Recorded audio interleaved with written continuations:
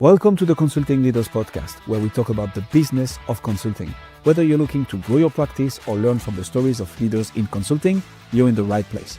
I'm your host, Guillaume Jouvencel, ex-PwC and co-founder of GHA Marketing. Join me as I interview the best consultants in their niche. Let's get on with the show.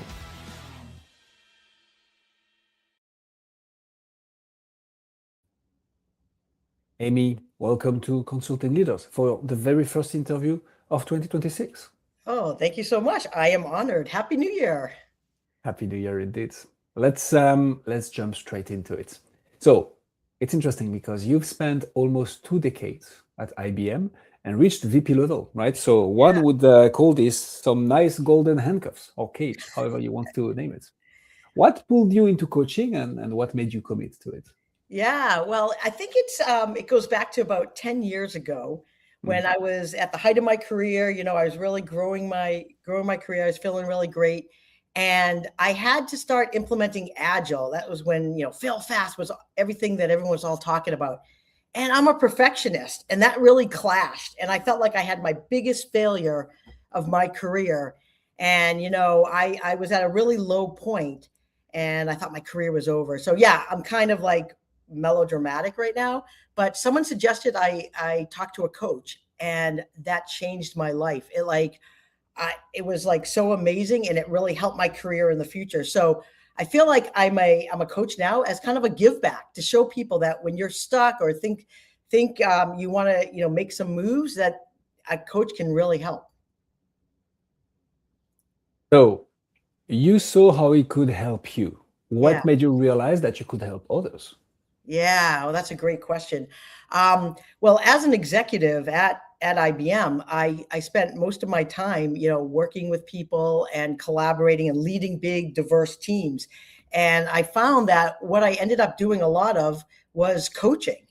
And then once I decided that, you get that moment of clarity when you're like, I want to do something that's really meaningful with my life. And it's like, I can help people. And so it was just a light bulb that went off, and it's just so fulfilling. I like that. Very mission driven. Yeah. So tell us a bit more about the number one problem that you're solving for your clients right now, Amy. What is Yeah, that main that's a problem? great question. So I solve what I call the Monday morning problem. So what I mean by that is, like, leadership teams, they all get together on Monday morning, right? It's the top leaders of all companies of the company. They get together. They're like, what are the big challenges that we have? And they spend like hours in the meeting. They all take an action item about what they can do, and they nod their heads and they all walk away. And what they've done is they've all focused on their particular silo and not looking across the whole team and how do we all solve the problem together. And that's what I do. So I help the team, collaborate, act with speed, accountability, and work together and solve the big problems. So that's an interesting positioning. What's the outcome of solving that big problem? Like what can people expect at the end of working with Amy? Yeah. Well, first of all, it's that the teams will actually collaborate. A lot of times they think, oh, we're not innovative enough, we're not creative. And when we get in there, we find out actually they don't work well together. So what we do is we help them with speed. So they are going to make decisions much faster. It's going to be accountability. So they're not like pointing fingers at each other and like who did what and whatever. And they're actually going to get to market faster. So whatever their objectives are, they're going to actually be able to grow. As a team, as a creative team, as a company, I suspect, right? Right. Love that. So who do you typically work with? Like who's your ICP? Is there a specific industry, a specific niche, a specific department, right? Because I guess Yeah. this can be Yeah. used literally by any team, anybody who has to interact Right. with other I mean, it's people. easy to say, oh, sure, I work with everyone, but my sweet spot is really the top leadership teams in high tech. I've been Okay. in high tech for, 30 plus years. That's the space I know. I've been on lots of leadership teams. So it's really that leadership team, the highest team in the company. They either report to a CEO or they report to a general manager. And it's usually groups they have diverse people on the team, diverse functions. So it's not purely like, oh, it's the marketing team or the sales team. It's when they bring all of those functions together. So it's the sales leader, it's the HR leader, it's the, the marketing leader, it's the operations. It's all of those teams together, because that's where I find they're the team that's like the most important in the company, but they're the least likely to act as a team.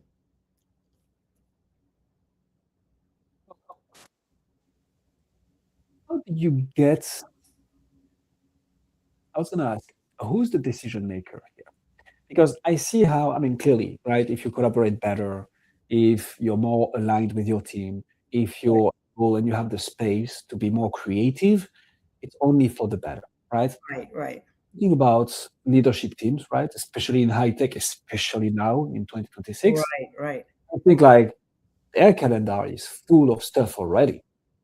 Whilst the benefit is clear, is that top of mind for them? And are they the ones making the decision that they need support on this anyways? Or is it, I don't know, L&D, head of HR? Right, Who's right, the right. one making the decision to bring you in, Amy, so Yeah. that you help the top leadership Right. team? It can come in a couple different ways, but usually it comes in through either the general manager or the CEO, and they say, my team is dysfunctional. Now, they might not say it out loud, they might not use that language, but they're like, my team could work better together.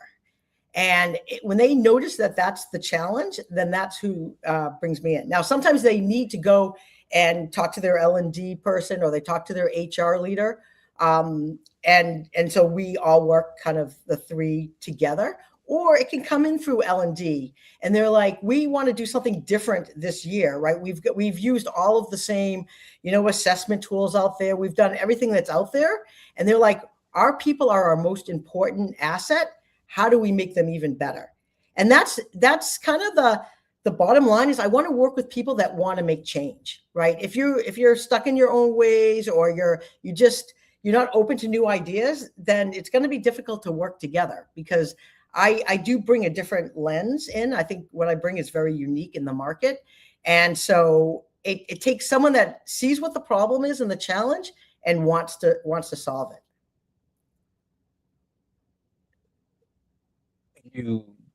How do you talk to the right people? How do you, in your marketing, in your branding, Amy, make sure that you get the attention of L&D, HR, right? People who are going to take care of their people, but at the same time making the leadership team aware that, hey, this is what you need to work on. Like, what has worked for you to get the attention of the right people and involving the decision maker at the same time? Yeah. Well, I think what's been really helpful is to level set that I think there's no question AI has changed the game, right? And the leader of yesterday is not the same leader that you need going forward. And I think once people acknowledge that, which I think is probably not too hard of a step to take, then we talk about what are the skills you need, right? So AI is going to be your best partner, right? AI does amazing things, but it doesn't do the human things, right? It's not empathetic, right? It can't build trust across a team. It can't really build innovative solutions that have never been thought of before, right? What builds that is humans, right? So it's all about building the human skills that AI can't. So getting people on that same mindset, and then saying, like, how do we make the humans, right, build the skills that they can learn and get better at? That's the secret, right? It's not about trying to compete with AI. It's like, how we're going to use AI. So how do we build the skills and for the humans? So I love this, and I think that's a hint to the question that I have around how do you communicate that. So your niche is going to be very much educational, right? It's not just like it's an obvious problem known by the decision maker and the team. It's something that requires a bit of nurturing, a bit of education, a bit of like, hey, guys, just so you know, this is what's out there. This is the problem that you might be facing, or one of the problems that you're facing. The actual root cause of this is the fact that your team is not collaborating enough. So Right. what has worked for you, Amy, over those 10 years of doing business Yeah. to educate your industry, to make them problem aware, to make them solution aware, and to get them to, potentially take an action Right. to Right. come Right. to you? Like, what Yeah. has worked for you marketing wise? Yeah. Well, I think it's the old adage, show them, don't tell them.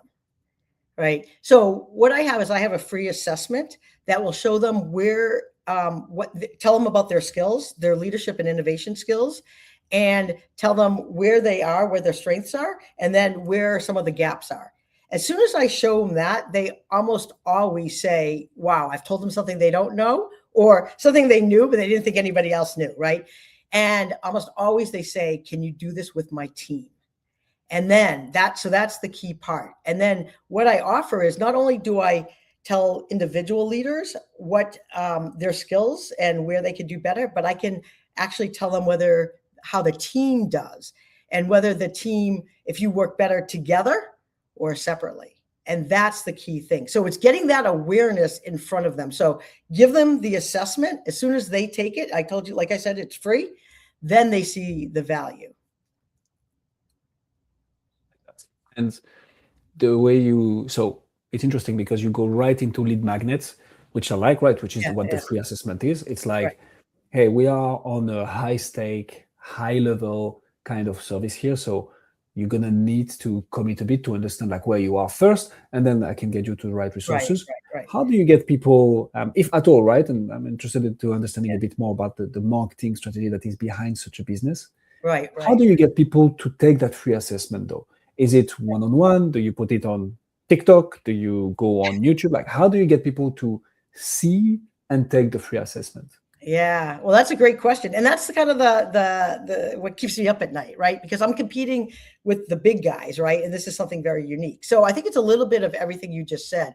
So first of all, it's through my network and through talking to lots of people. Every time I talk about this to leaders, they instantly gravitate to the problem. But I think it's things like podcasts as well. What I love about this podcast and talking to you is just having the diversity of voices and being able to share your point of view out into the market. So I think it is getting people to hear the story, getting on stage, getting on podcasts, and being able to share the point of view that really works for me.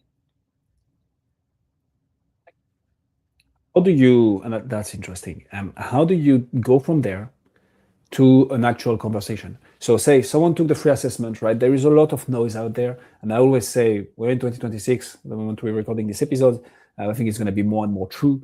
Anybody can claim anything on the internet. So now you've gotten the attention, you've gotten someone to take the free assessment. They see that there are some gaps in what they are currently doing. How do you move from there to a conversation, to an SOW, to a letter of engagement? Like, how does the sales motion look like? Where you have like, when you're trying to get the attention of the leadership team, which is what, I mean, everybody's trying to get a hold of them. You also need to involve other stakeholders. So tell us how in your coaching practice, you go through the sales motion to actually get the deals. Yeah. Well, that's a great question. I want to clarify. So the assessment is not something that you just take and it's like a 5-minute thing. This is actually a committed amount of time. So you actually have to sit down, have, time to take it. It takes 45 minutes. And what really differentiates this is a activities-based assessment. So this is not an assessment that tells you what you're meant to be or your behavior, your personality or whatever. It tells you real world, your real world skills using real world scenarios. So you have to commit time to it, and then it's the debrief. So I come back with, it's a 20-page report, and then it's a debrief to go through where were your strengths, where did I see some gaps, and then we talk about it and we find out like, was this new information or did you know this? And then I give them examples of how they can improve in these particular areas. So I give them, like I said, a report and a way to improve, and then we get back together again and just to get their feedback.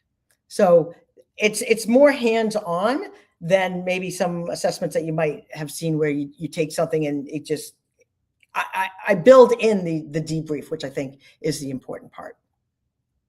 Yeah. So what I like a lot about your process, Amy, and I think that's any B2B coach or consultant not doing this is going to have to at some point, but building together with the prospects the actual outcome that they are looking for. So like starting the work as part of the sales process. And it's a delicate thing because you don't want to give it all for free, right? Obviously, Right. but you also want to give enough value so that that trust, that authority, which is very hard to establish nowadays, is built throughout the journey. And you leave enough room to be like, hey, this is everything that we've done so far. Like, now does it make sense to you? Cool, let's rock and roll. Right.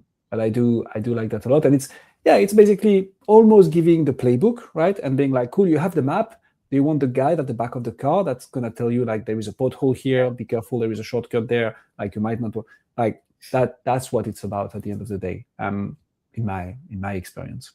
Right, right. And the key part is, so I can give you this assessment and you can find out how you can do better, right? And that's Yeah. like you said, that and everyone can improve. But the key part is I can assess the whole team and show you where they work better together or separately. And that's the key. Every individual can continue and be superstars, but a team of superstars does not make a superstar team, right?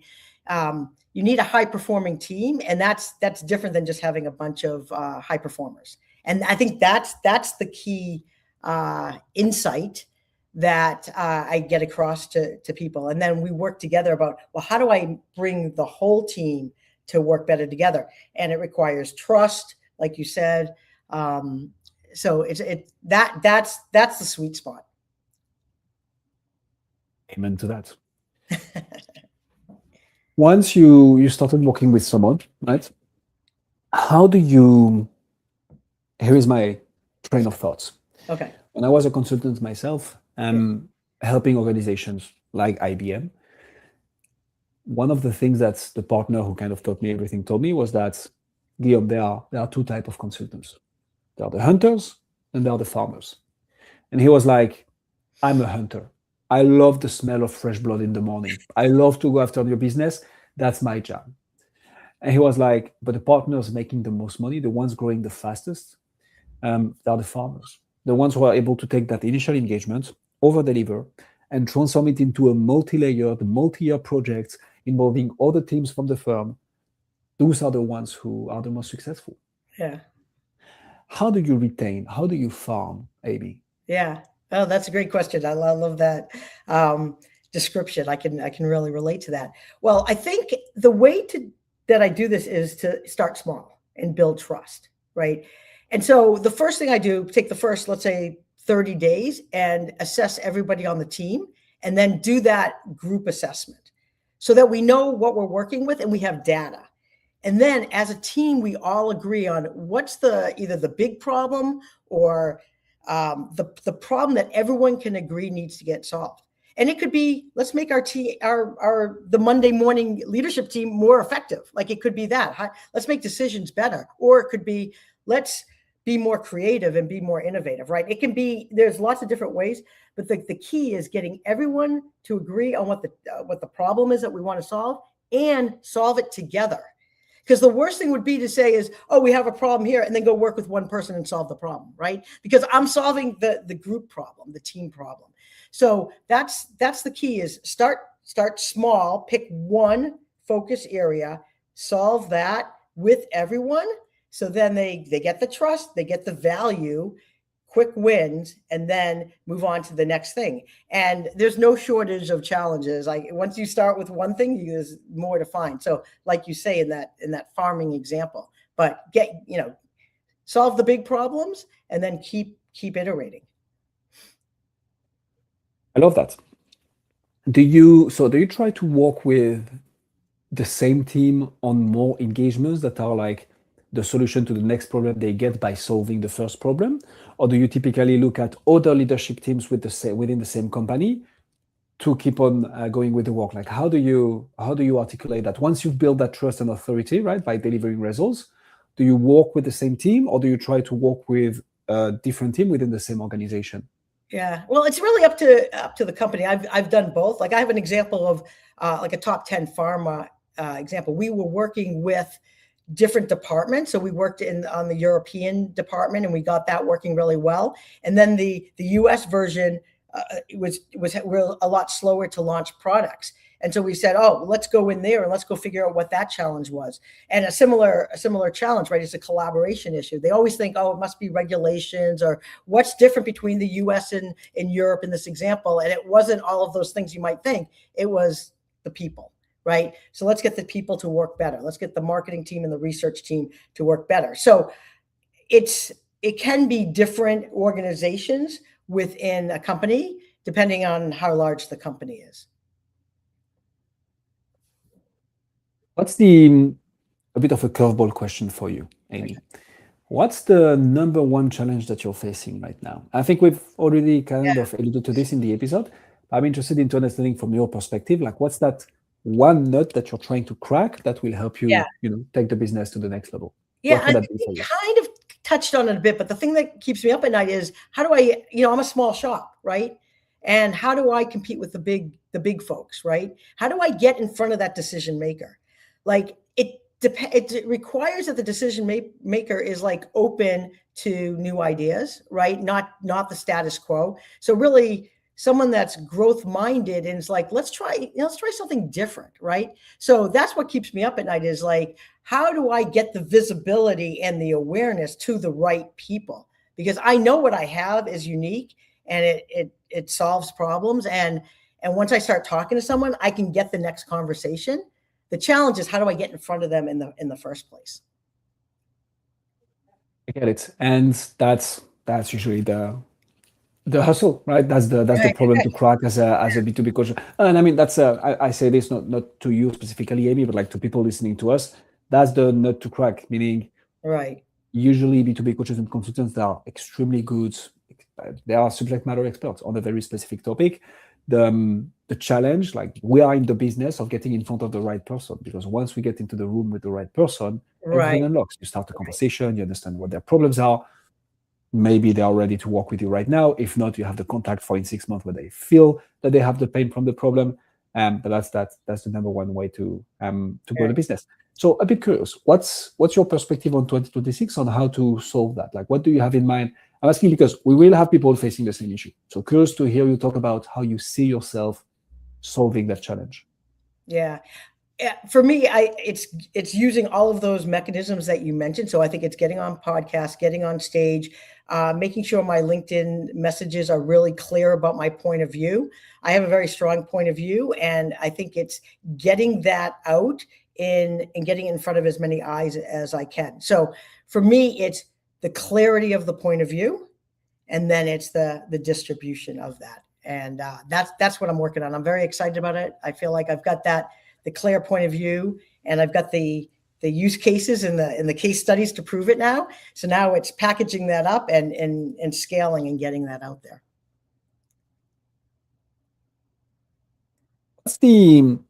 So to the opposite side of the challenge, we have the biggest opportunities, right? What's the number one opportunity that you're looking forward to work on in 2026? Like that's one thing that's, makes you wake up in the morning on Monday?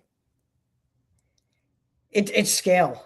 It's scale. I love what I do. I love the companies that I work with. I love that what I do is resonating in the market. And it's like, how do I help more companies solve their big challenges? Doing more of what you're already enjoying doing. Yeah, I like that. And and finding the partners that want to work with me. Like I love working with others as well. So when I find someone that actually is on this, working with the same target market, and we can solve from different angles, that's a beautiful thing. I love that. I mean, if people want to find out more about you, see what you do, where should they go? Yeah. Well, Amy Swotinsky, I'm a leadership coach, and I help leaders and leadership teams. And they can find me on amyswotinsky.com or on my LinkedIn profile. We'll put all the links in the description. What I can say for sure, Amy, is that we're already connected on LinkedIn, so you gained at least one new connection from this interview. Awesome. Thank you so much for coming on Consulting Leaders. Yeah, it was a pleasure talking with you. Thank you so much. Thanks for joining us on this episode of the Consulting Leaders Podcast. We hope you learned valuable lessons on how to grow your practice and take your business to the next level. Make sure to subscribe and leave us a review wherever you're listening to this show so you never miss an episode. To apply and be a guest on the show, click the link in the description. See you next time.